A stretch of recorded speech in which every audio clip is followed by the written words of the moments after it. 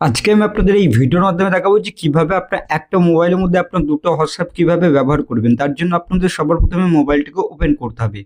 প্রথম যে স্টেপটি আমি আপনাদের দেখাবো সেটা হচ্ছে আপনাদের একটি হোয়াটসঅ্যাপের মধ্যে দুটো আইডি কিভাবে খুলবেন।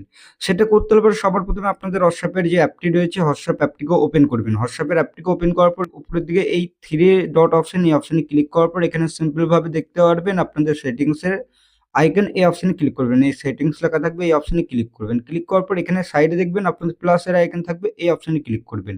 ক্লিক করার পর অ্যাড অ্যাকাউন্টের অপশন পাবেন, এই অপশনে ক্লিক করে দেবেন। ক্লিক করার পর এখানে কি বলছে আপনাদের এগ্রি অ্যান্ড কন্টিনিউ, এই অপশনে ক্লিক করবেন। ক্লিক করার পর মোবাইল নাম্বার যেটা হবে সেটা দেওয়ার পর নেক্সটে ক্লিক করবেন। নেক্সটে ক্লিক করার পর কোড আসবে, তাহলে লগ ইন হয়ে যাবে।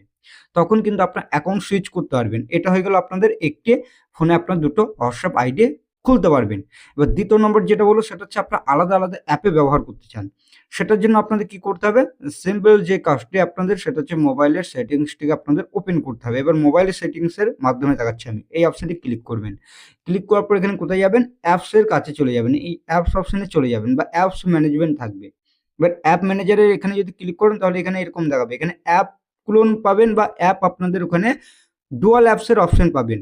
ডুয়াল অ্যাপসের অপশনটি আমি পাশে দেখাচ্ছি, ঠিক আপনার সেটিংসে যাবেন, তারপর এখান থেকে ডুয়াল অ্যাপসের অপশনটি পেয়ে যাবেন।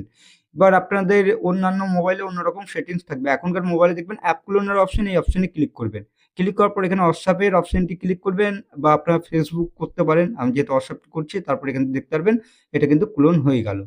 এবার আপনারা এখান থেকে ক্লোন অ্যাপ কিন্তু আপনারা ইউজ করতে পারবেন খুবই সহজে। এবার আমি এখান থেকে বেরিয়ে আসছি।